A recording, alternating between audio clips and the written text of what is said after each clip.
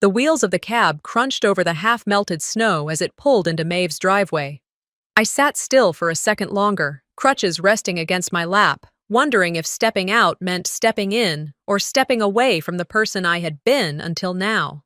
I thanked the driver, climbed out slowly, each movement deliberate. My hips still ached from the fall, the kind of ache that wasn't sharp but lingering, like memory. Maeve opened the door before I could knock. "There she is," she sang, arms spread wide like she was on some Hallmark set. I let her hug me. It wasn't cold, but it wasn't warm either.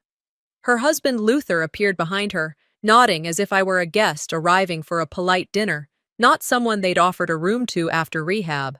He shook my hand, but not like you'd greet family, like I was a business transaction. Inside, the smell of lemon cleaner hit me before the heat did. I scanned the living room, immaculate, too perfect. Like no one lived here, just posed. Maeve led me down the hall. "We've set you up in the guest room," she said. "I know it's not the same as your old space." My old room, the one with the dusty bookshelf and the ugly lamp I loved, gone. A treadmill stood where my bed used to be, storage boxes where my posters once hung. She opened the guest room door, a white bedspread, a single nightstand, no photos, no books, no sign I'd ever existed in their lives before this week. "Make yourself at home," she said, walking away. But I didn't. I sat on the edge of the bed and stared at the wall, where a painting hung crooked, like it wasn't sure it belonged there either. Dinner came around 7. The table was set for 4. Maeve, Luther, their daughter Ava, and me. Or so I thought. I eased myself into the chair, the cushion firm under my hip, grateful just to sit. They were already serving themselves, laughter, wine glasses clinking, but my plate was missing. "Oh," Maeve glanced at me, as if surprised to see me still here. "I thought you'd eaten earlier." "No," I said quietly. "I didn't." She stood, hesitating. "I'll fix you something." "It's fine." "It's really no trouble." I said it's fine. She nodded, returning to her seat. 5 minutes later, she placed a small plate in front of me, some overcooked green beans and a slice of plain chicken. "Don't they have physical therapy in assisted living?" Ava asked, twirling pasta on her fork. Maeve didn't respond, neither did I. Luther cleared his throat. "Did you all hear? I'm being honored by the Historical Society next month." He went on about his award. I tuned him out.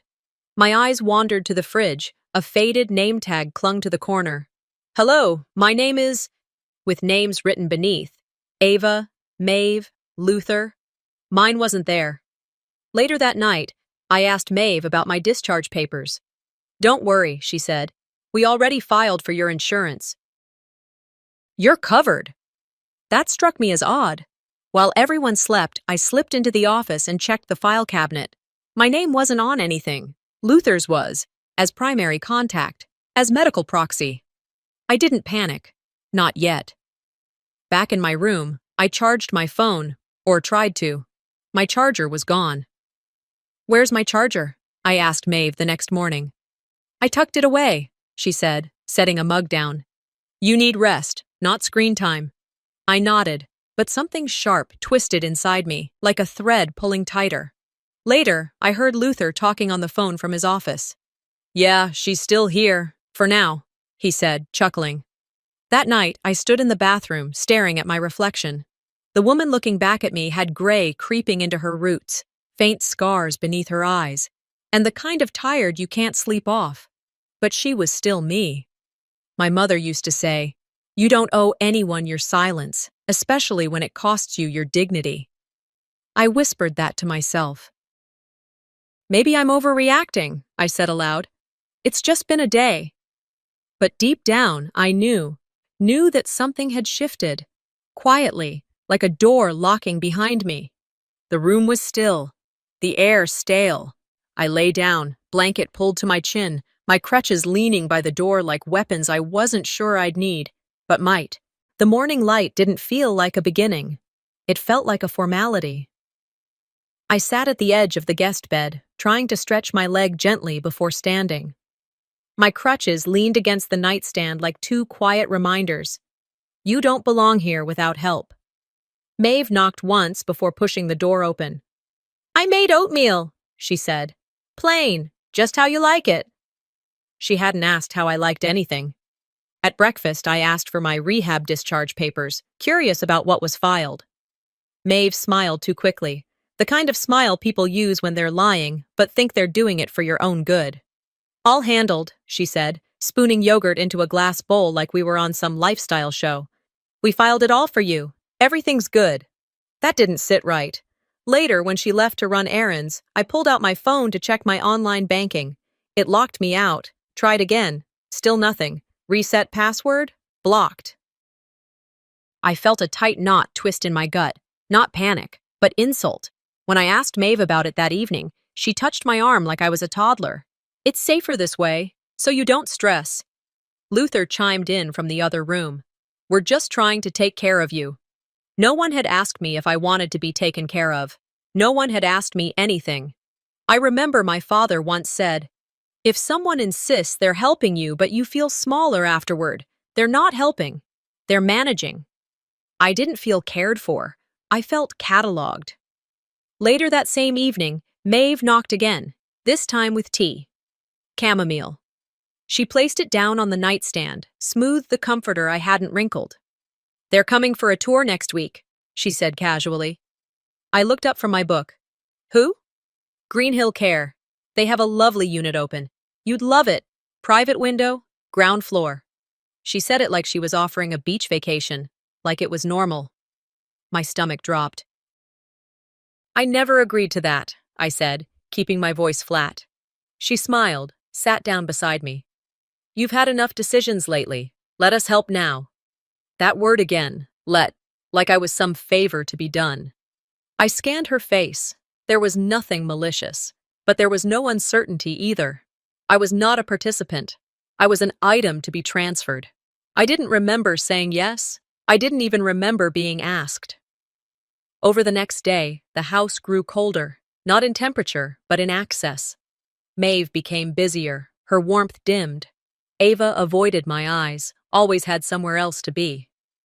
I asked if I could keep my medications in my room. Luther answered instead. Better to lock them up, just in case. I found my crutches moved the next morning. They weren't where I'd left them. I asked about it. Must have been the cleaner, Maeve said, even though we hadn't had one in days. The curtain was lifting, and what I saw wasn't abuse. It was erasure, quiet, clean, and efficient. How many things had they removed without telling me? How many decisions rewritten with smiles? That night, I heard Maeve on the phone in the hallway. Her voice was low, but the words traveled through the wood like bullets. She'll be ready, she said. We've kept her calm. No pushback so far. I didn't confront her. I waited. Later, she left a stack of pamphlets on my nightstand. One was titled, Elder Dignity. Another, Memory Care Programs for Loved Ones in Transition. I picked one up, read the first sentence. Sometimes the kindest thing you can do is decide for someone else. I walked to the living room where Ava was half watching TV. Do you think I'm losing it? I asked. She blinked, unsure. I think they're worried about you. Worried. That was the word people used when they wanted you gone without sounding cruel. I didn't cry. I didn't raise my voice. But I knew. This was how it happened. One form at a time. One soft push at a time. Later, in the middle of the night, I got up to refill my water. As I passed the office, the printer light glowed. A fresh page sat in the tray. My name was at the top. Underneath, Luther's signature, a medical proxy form, not signed by me, but clearly waiting. That night, the silence wasn't peaceful. It was poised, as if something was waiting to happen. Maeve went to bed early, her footsteps retreating down the hallway without a word. Luther followed soon after. Ava never said goodnight. I sat alone in the living room, the TV on but muted, the flicker of late-night reruns bouncing across polished wood floors. The house smelled faintly of lemon and fake lavender, like they'd over-cleaned to hide something. I shifted on the couch, trying to ease the ache in my hip. My eyes wandered toward the coat closet by the front door. I got up, slowly, quietly, and opened it. The winter coat my mother gave me, the one she wrapped me in during her last Christmas, the one with the broken zipper she refused to throw out. It was gone. I closed the door softly. When I asked Maeve about it earlier that day, she barely blinked. "Oh, we donated it. It was taking up space." That was all. No apology, not even a hesitation. I wrapped myself in a throw blanket instead, lavender-scented and unfamiliar. It smelled like someone else's home, someone else's story. I sat by the window and stared out into the snow, the street lamp light scattering across the frozen ground like broken glass. And in that quiet, something shifted in me. This wasn't my home. I wasn't welcome. I was tolerated. Until I could be transferred. I was weathering a storm inside walls that weren't mine. A little before midnight, I heard the voices. Faint. Muffled. The wall between the guest room and Maeve's bedroom had always been thin, but they'd never spoken this late before. I sat up slowly, my heart already racing. Maeve's voice came first. "She'll sign it tomorrow. I've softened her up." "Luther. You sure she won't read it?" I froze. "She trusts you," Maeve said. "She won't question it." They didn't talk about me like I was someone with ears, or eyes, or thoughts. I wasn't a person. I was a process. "Luther. Once it's signed, it's binding. No way she can undo it once she's in the system." The words sat on my chest like ice blocks. The window behind me let in a draft, but it wasn't as cold as what I was hearing through the wall. I leaned closer, pressed my ear against the drywall, trying not to breathe. They weren't just planning my future, they were sealing it. My crutches leaned against the dresser. Just a few hours ago, they were my means of movement. Now they felt like weapons. Not for violence, for freedom. I stood up. I made it to the bathroom and locked the door, hands trembling. The fluorescent light above the mirror flickered. I didn't care. I needed to see myself. I stared. The face looking back at me looked older than I remembered. Tired, but not gone. "They're going to erase me," I whispered. My voice cracked. My fingers gripped the counter so tight my knuckles went white. I remembered what my mother used to say when she knew someone was treating her poorly, but smiled through it anyway. "You teach people how to treat you, by what you accept in silence." I whispered that back to the mirror. Then I said it again. Louder. With teeth. I went back to the guest room. Pulled my journal from the nightstand drawer, the one no one knew I kept. Sat on the edge of the bed, open to a blank page, and I wrote every word I heard, every phrase, word for word, line for line, date, time, room, proof. I didn't cry. I didn't pace. I documented. After that, I got dressed. Slowly. Deliberately. The hallway was quiet. I cracked the door. Maeve and Luther's room was dark. The floor creaked slightly as I moved, but no doors opened. I had no coat. It was gone.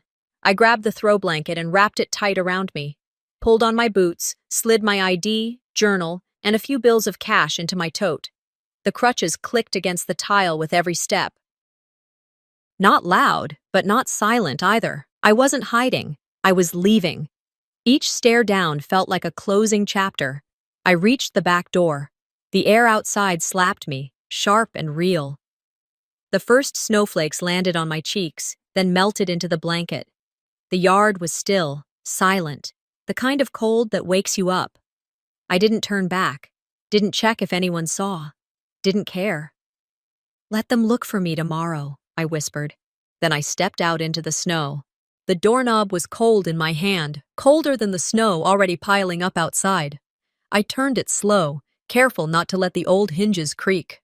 The house behind me was still, tucked into the kind of night where nothing moved, not even memory.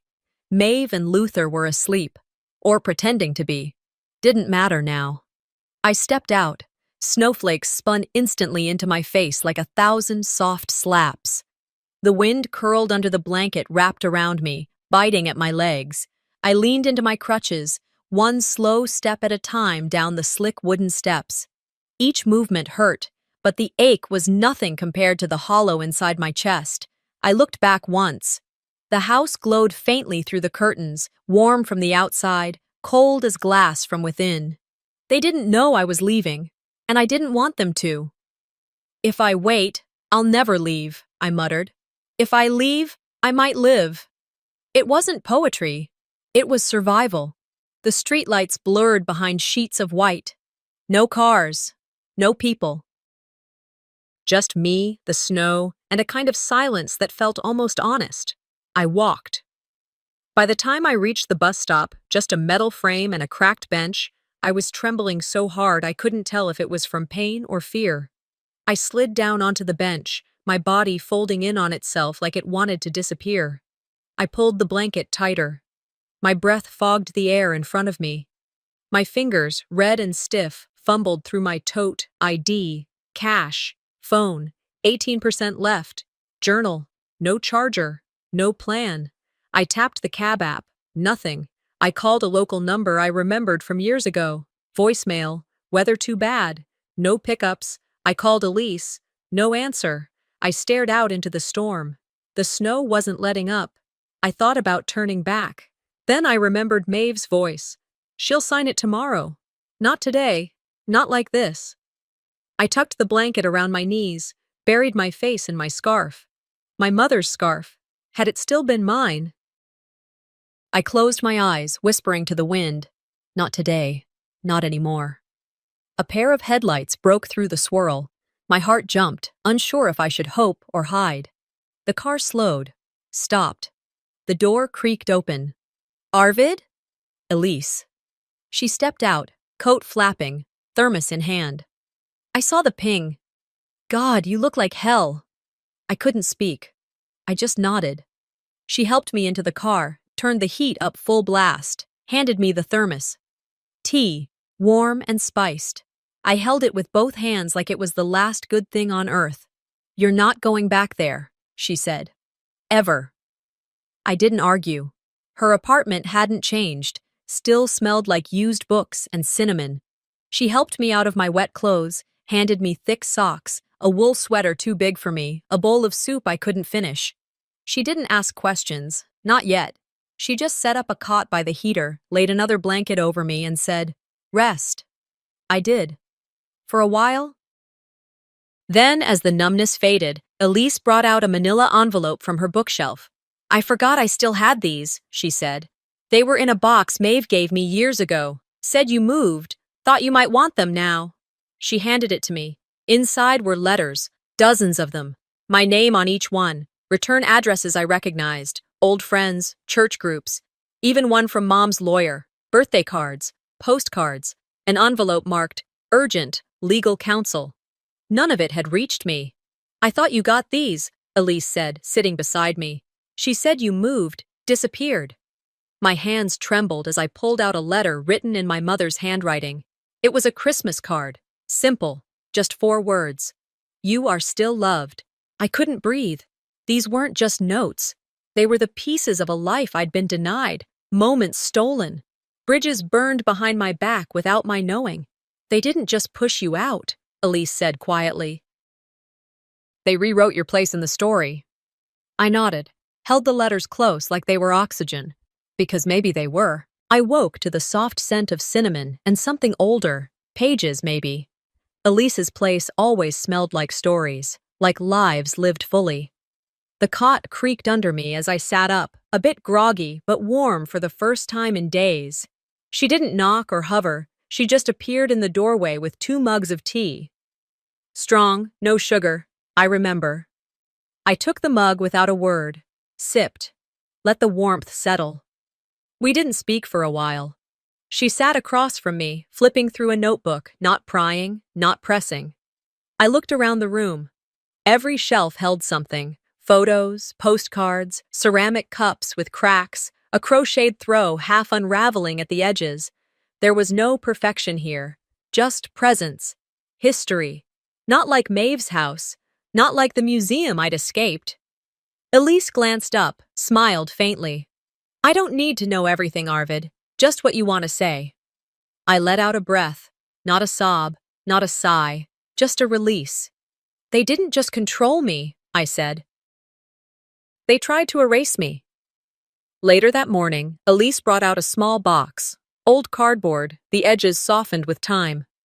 I've had this forever, she said. Maeve gave it to me years ago, said it was a misdelivery. I meant to bring it over, but I figured you'd call if you needed it. She placed it in my lap. My name was written on top in our mother's handwriting. I opened it. Inside was a scarf. Wool, hand-knitted, imperfect. The yarn was faded blue, with a few spots where the tension was too tight or too loose. Tucked into the folds was a note. For your recovery, I believe in you. I didn't say a word. Maeve had told me Mom's things were clutter, had probably tossed everything else in a box labeled donate. But this, she'd held on to, and never told me. I pressed the scarf to my face. It smelled like cedar, and something I couldn't name, something I hadn't felt in a long time. Elise didn't interrupt. She just watched, quiet, because she knew. This wasn't just fabric, it was memory. It was evidence that once someone believed I mattered. I stood, scarf still in hand, and wandered around Elise's apartment. Her life was on display. Postcards from New Mexico. A photo of her and her sister in a Halloween costume from the 90s. Mugs that didn't match. A plant dying in the corner, but still there. Maeve's home had no such clutter, nothing that wasn't curated. I remembered years ago Maeve asking, "Why do you keep all this junk?" I had smiled then, said, "Because it reminds me who I am." She'd laughed. Now I understood. She didn't want me to remember. I pulled out my journal, sat at the table, and started writing. A list, not of people, of things, the missing photo albums, the necklace from Mom, the birthday cards that stopped coming, my high school diploma that was never framed, the ring Dad gave me after college. They'd disappeared, not all at once, quietly, deliberately. You don't need to burn someone's name to erase them. Sometimes you just let it fade. These aren't just things, I muttered. They're pieces of me. Elise looked over, nodded slowly. Take your time. We ate a late lunch in silence. Then, as the afternoon faded to the kind of soft light only snowstorms bring, she said, "Do you remember that quote I used to love?" I raised an eyebrow. "Your name is your first prayer," she said. It hit me harder than I expected. "Maeve and Luther," I said. "They stopped calling me Arvid. It became she. Her." Even the tag on the fridge back at their place, the one with everyone's name on it from some family barbecue. I wasn't there. My throat tightened. Elise didn't flinch. "What do you want to be called?" I looked her straight in the eye. "Arvid?" Not whispered, not excused, not misplaced. Arvid. I wrapped the scarf around my shoulders, sat down again, and wrote another letter, but not to them, to me. A declaration. A beginning. A name reclaimed. The smell of coffee and fresh snow drifted in through the cracked window. Elise sat across from me at her kitchen table, laptop open, glasses slipping down her nose. Neither of us had said much since we woke up. There wasn't much left to say, until I made the mistake of typing my name into a search bar. I didn't expect anything to come up, but there it was. A blog titled, "Living with Arvid." The header was soft blue, calming, as if it were a wellness journal. The entries started months ago. The tone was familiar, comforting even. If you didn't know better, each post was a twisted version of reality. She had another episode today, screamed at the toaster again, doesn't remember where she is. She keeps asking for people who passed away years ago. We just smile and nod. They say dementia sneaks up slowly. With Arvid, it slammed in. My throat tightened. I hadn't screamed at anything. I didn't forget names. I wasn't confused. I wasn't broken. "Elise." I couldn't finish. She looked over, eyes narrowing. "What is it?" I turned the screen toward her. She read one paragraph, then another. Then she stood up and walked to the window, muttering under her breath, fists clenched at her sides. They hadn't just misrepresented me. They'd built a character, a patient, a burden, and then monetized it. At the bottom of the page was a donate button, Help us continue to care for our beloved sister as she battles cognitive decline. $7,200. Comments flooded the page. You're such good people. This must be so hard on your family. She's lucky to have you. No one asked me. No one even considered I could read. I scrolled further. Photos of me, taken without my knowledge. In the garden, sitting on the porch, one where I was crying, captioned, "Rough day," just holding her hand through it. I whispered, "They sold me." Elise didn't say anything. She didn't have to. I clicked on another tab. An attached page, Resources for Families Managing Dementia. And beneath it, medical notes, fabricated. Elise called someone she knew, a nurse practitioner who'd worked at a clinic Maeve mentioned in passing. Within the hour, we had access to the preliminary file, my name at the top, date, symptoms listed, delusions, disorientation, aggression, signed by a doctor I'd never met, filed under Luther's email address, medical proxy listed, his name. There was a note. Patient is unaware of her cognitive decline, may resist structured care. My heart didn't race. My hands didn't shake. That would have meant panic. What I felt was colder, sharper, clarity. This isn't about helping me, I said flatly. It's about removing me. They weren't afraid I'd lose my mind. They were afraid I'd keep it.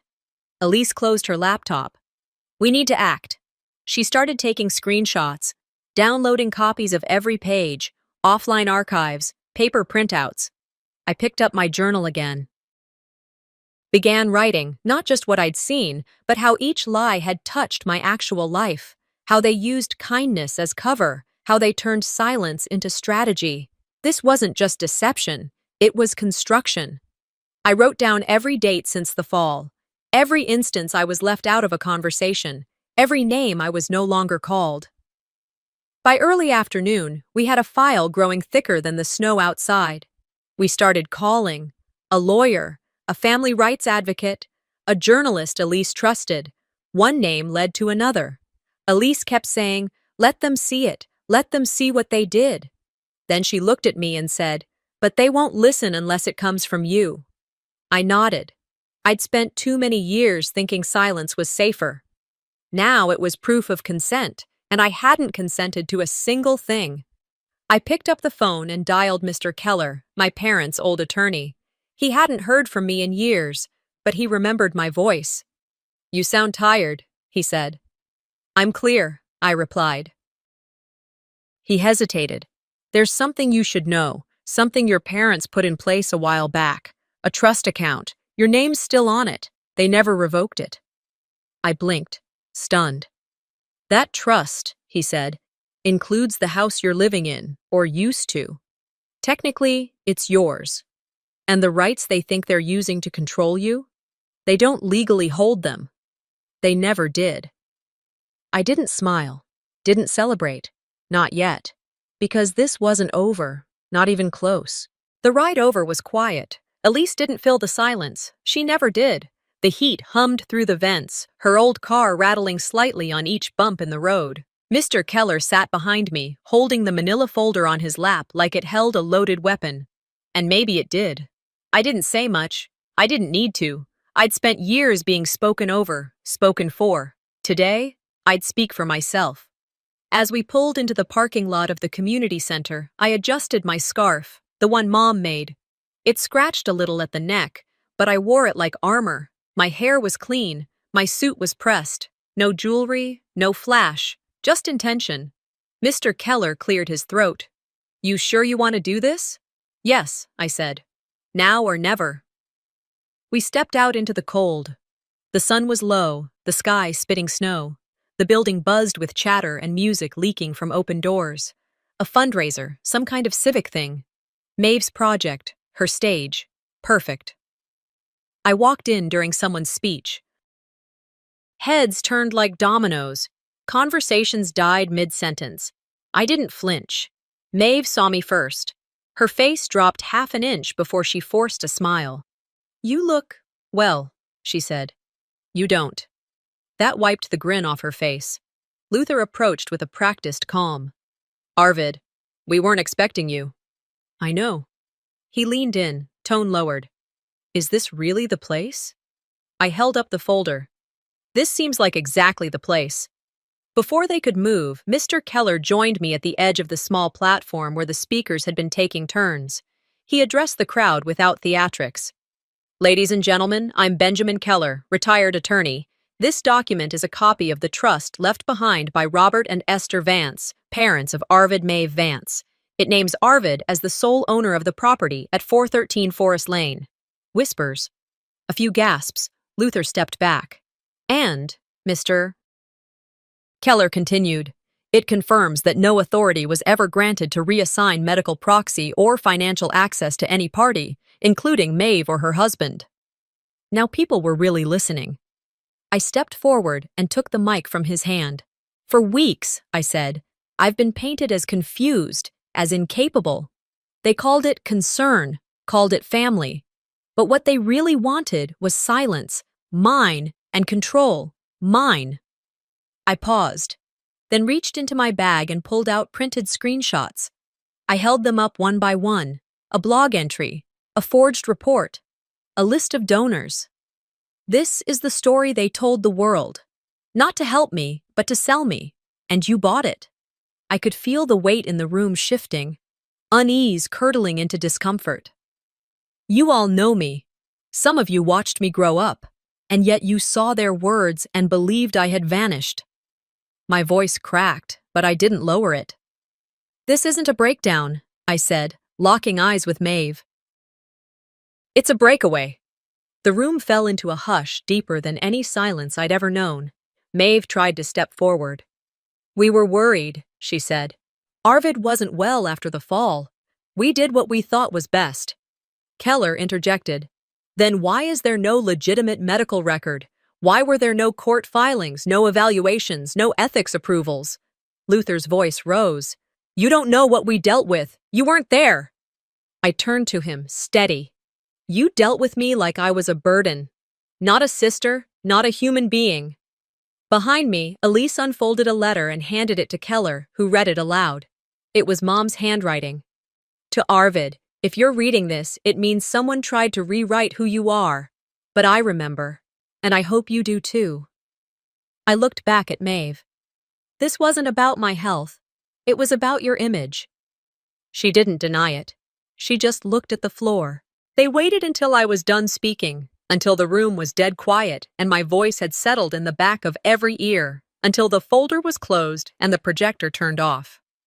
Then Luther stepped forward. He didn't look angry. He looked prepared. We didn't want to do this, he said, holding a folder of his own. But for Arvid's safety, and frankly for everyone's, we had to prepare in case she escalated. He opened it like a magician revealing a trick he'd practiced too many times. Inside, a printed psychological evaluation. I heard a few people gasp, but most just leaned forward, confused, curious. He held it up. This is from Dr. Samuel Jeffers, signed and notarized. Arvid exhibits symptoms of disorientation, erratic behavior, and heightened paranoia. He scanned the crowd. She's been struggling since the accident. We tried to protect her dignity, but she's forcing our hand. Two officers, quiet until now, stepped forward from the back. Just a wellness check, Luther added, lifting his palms. To be safe. That phrase stuck in my throat. Safe. For whom? I saw the way the people looked at me now. Some shifted. Some stepped back. That flicker of doubt. That's all it took. For a second, I felt it again. That heat rising in my face.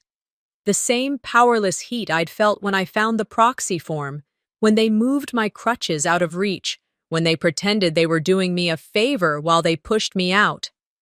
The second skin they'd tried to wrap around me was back, shame, manufactured, not mine. Elise shouted from across the room, her voice sharp. You have no right! But I knew it had to be me. I stepped forward, chest tight, jaw locked. May I speak to the officers? They paused. One nodded. I pulled the second folder from my bag and handed it over. Inside, every screenshot, the fabricated blog posts, the financial trail, the PayPal donations made in my name, claiming I was slipping away from reality. Mr. Keller's statement, My own letter, dated and notarized, and a flash drive. Play the last file, I said. They did. Maeve's voice. Clear, calm. She's not going to question it. Just tell her she looked confused yesterday. Ava, you can do that. Luther. Stick to the script.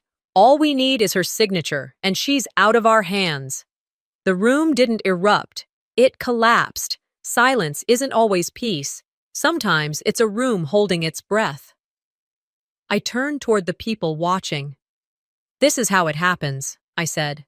Not all at once. One silent nod, one forged paper, one withheld truth. That's all it takes to disappear someone. The officer closed the folder. We'll be reporting this, he said. Legal falsification, elder abuse, misuse of medical authority. No sirens, no handcuffs, just steps. Maeve turned, already walking.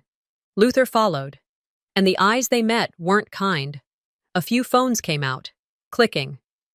Filming. That's how shame works now. In pixels. Shared online. Instant. I didn't move, didn't chase them, didn't need to. Behind me, someone whispered, she really had proof. Another said, I donated to that blog. A third, softer. I never asked her how she was doing. Elise came to my side. We didn't speak. The air in the room had shifted. Not in my favor. Not against me either. Just aware. That's all I'd wanted. A woman from the church approached me, eyes glassy. You're stronger than all of us. I shook my head. I just stopped pretending their silence was kindness. Outside, the wind had calmed. The sun was low. My scarf, the one they tried to throw away, wrapped tight around my shoulders. Not for warmth, for memory, for proof. The cafe was quiet, just the way I needed it. A small table by the window, a cup of black coffee, cooling slowly. My journal open, pen uncapped. I watched people drift by in the slush and sunlight, their boots leaving temporary marks on melting sidewalks. It had been a week since the community center. Since the folder, the microphone, the officers, the look on Maeve's face when the mask fell, and the world saw what I had carried alone for years. The phone had stopped ringing. Emails slowed. No one knocked anymore, not even with excuses. Elise checked in every day, bringing warmth without questions. Ava had sent a letter, handwritten. No lies this time, just her handwriting and a simple apology. I read it twice, then tucked it between the pages of my journal. Luther and Maeve had gone quiet, and for the first time in a long time, silence didn't feel like erasure. It felt like peace. I took off my gloves and began writing. Not about them, about what comes after. People kept asking the same thing. Will you forgive them? As if healing had to be signed off by the people who broke me. I thought about it. Turned the word over in my head like a coin. Forgiveness, not out of anger, not bitterness, just clarity. Forgiveness isn't for them. It's not a key I hand them so they can come back through the door they locked behind me. It's a bridge, one I build for myself, so I can cross over without dragging their weight behind me. I reached into my bag, pulled out the scarf my mother knitted, pressed it against my chest. Her note still folded in the inside seam. You are not hard to love. I whispered it to myself. Maeve never gave me peace because she never found it for herself.